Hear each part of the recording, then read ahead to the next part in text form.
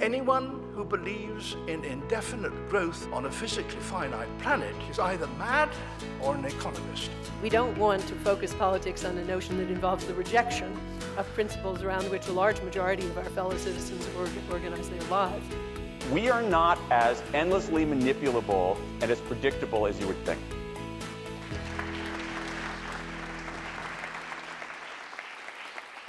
My only stint in the UK was living here was pretty brief when I was at Oxford, and I was starting a course that was to become a PhD at Oxford that was all about kind of reforming global governance and thinking about how we're going to change the world. And the problem was that that just as I was doing that, the re-election of George Bush was in the offing.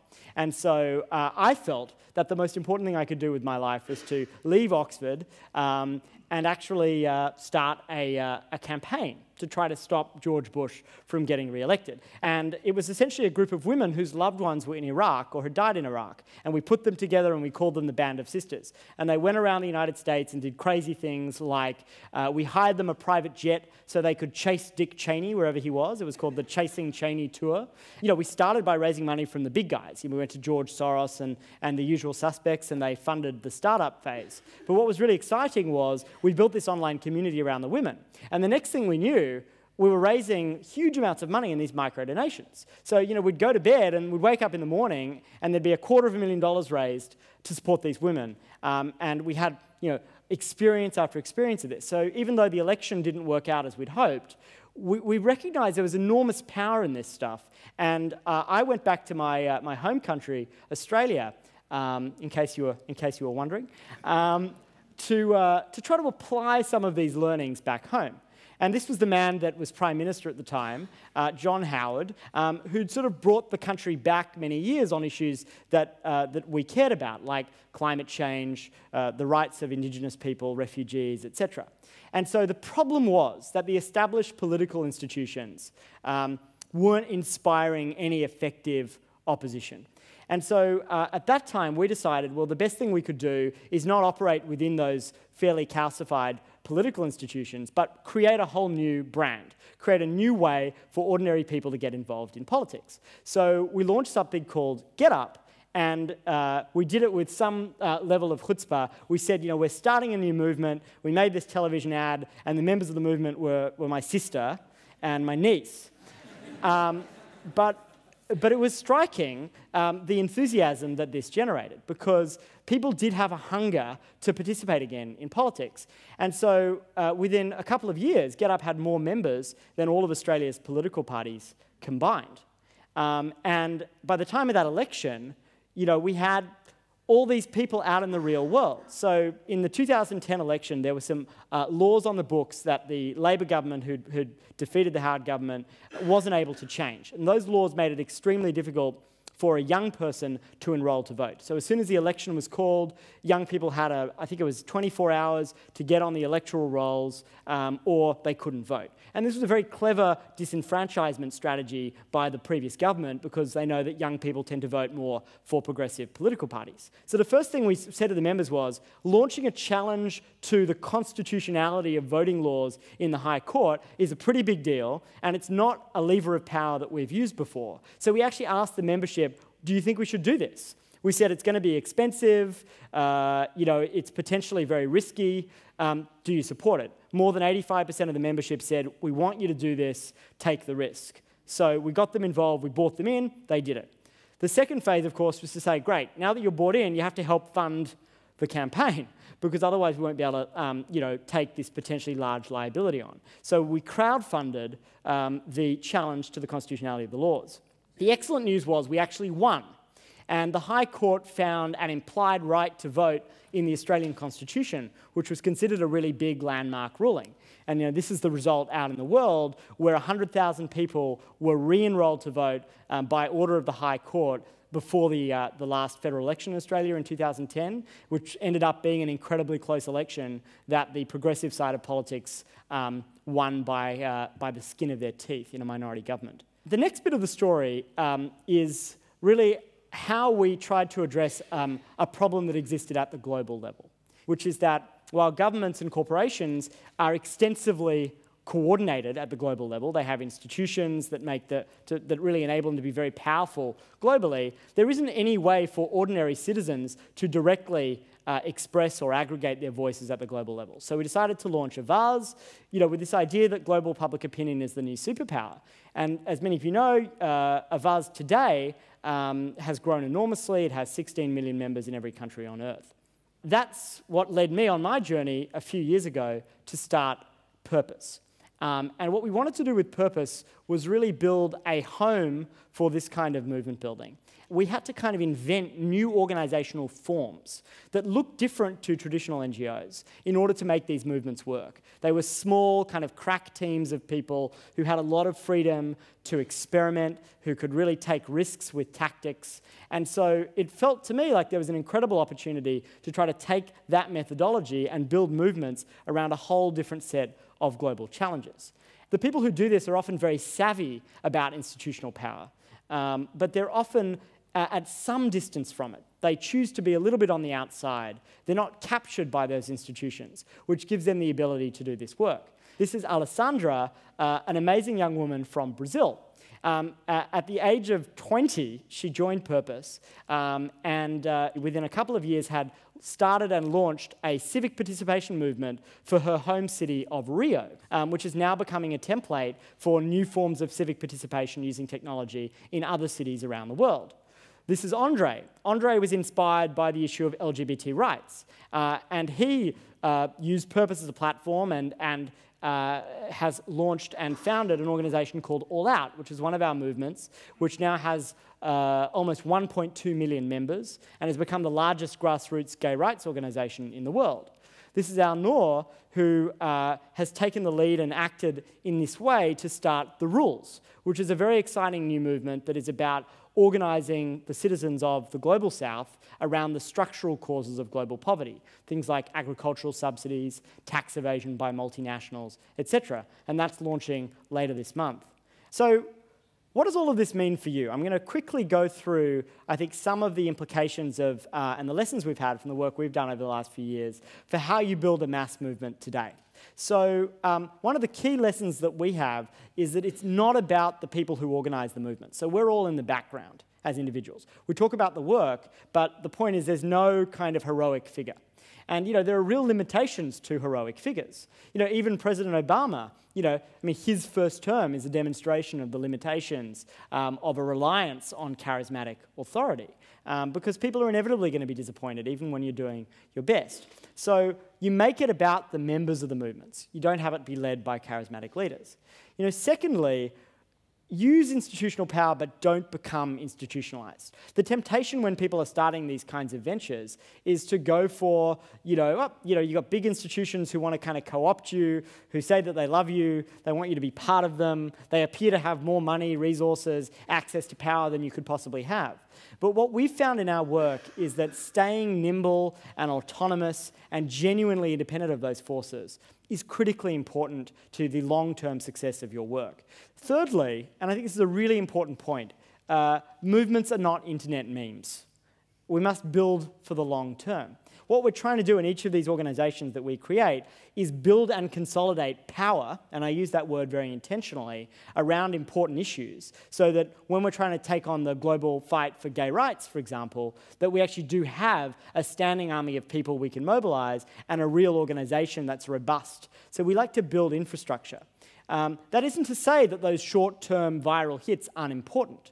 And so really the answer to this sort of collectivism debate is that these initial actions and those things that do catch fire can be incredibly valuable if they're consolidated and folded into something real that is about capturing that power.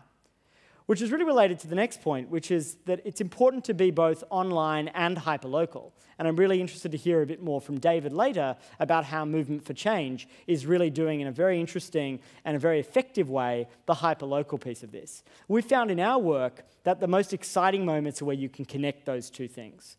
And so the work that we're constantly iterating on and trying to perfect, and we have a long way to go, is how to put those two things together so that you're not leaning in one direction and not getting enough scale, or the other direction and only getting shallow engagement. So we have this concept of the commitment curve, which is a quite sort of simple principle, which is just about how you start by organizing people by giving them very simple things to do that get them involved in the movement. And those things should not be dismissed or trivialized because they're part of endowing people's commitment, but the work is to really systematically move those people up a curve.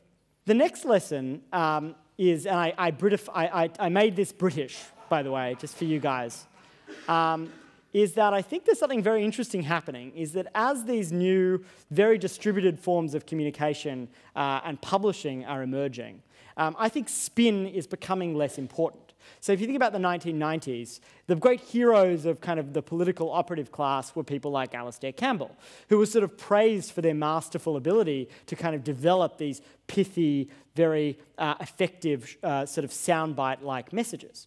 But in the 21st century, as the ways in which people get that information become much more dependent on the word of mouth of their friends and not the kind of polished sound bites of the spinmeisters, we actually have to get very good at storytelling. And I would also say go transnational.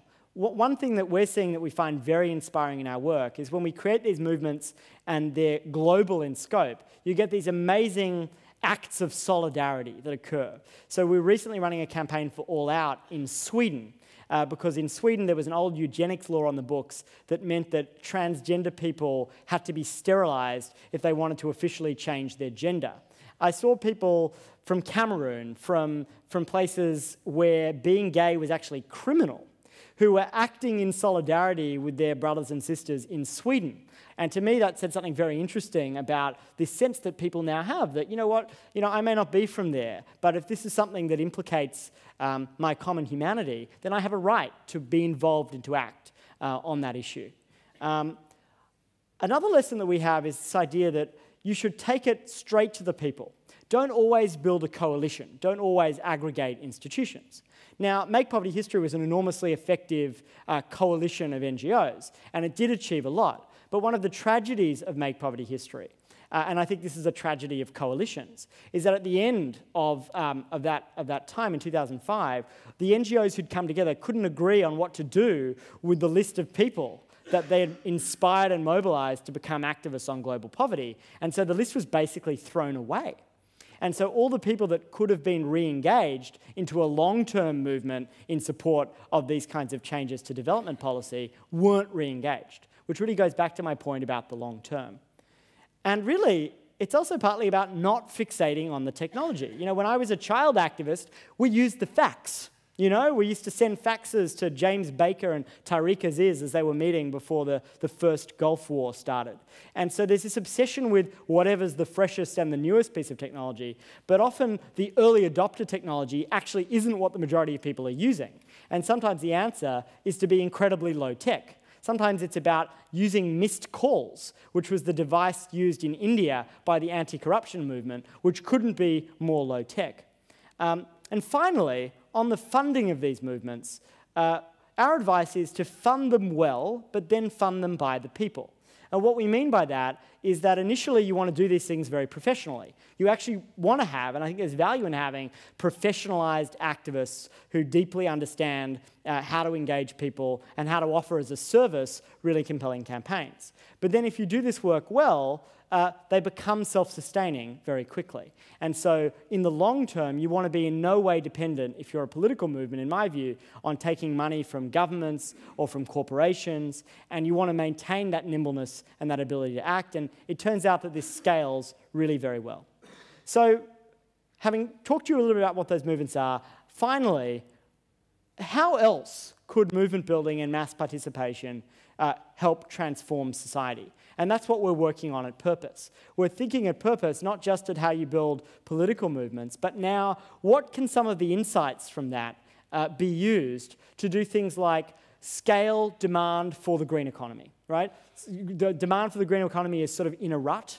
There isn't large-scale demand for it. What if we tried to build a movement around that and organize people in a systematic way? How could we, for example, apply these techniques to public health, where you're trying to generate behavioral changes around things like diabetes and obesity, and where government typically is stuck in a 1950s mentality and is handing out leaflets to people about those things, or is putting ads on the tube instead of thinking about how to use these viral social methods? How might we use this to actually help people move their money and shift away from the big banks that we all like to complain about to alternative forms of financial services? So there's a whole set of things that we can do. You know, in Britain, I hear a lot of talk about this idea of the big society. But the reality is that the big society hasn't been very participatory at all. You can't just talk about that and then make a bunch of top-down changes. If you want to implement something like that effectively, you have to deeply embed participation. Otherwise, people might just think that you're really just trying to dress up, you know, cuts to public services. And so what you need to be able to do, I think, when you're doing this kind of work, I mean, it does have real potential, is build participation in from the beginning so that people are actually using these more scalable, more participatory models to provide these alternative services in place of government. So it's about how do you form essentially new forms of organisation that rely on these techniques. So it's been a delight to talk to you. Thank you so much.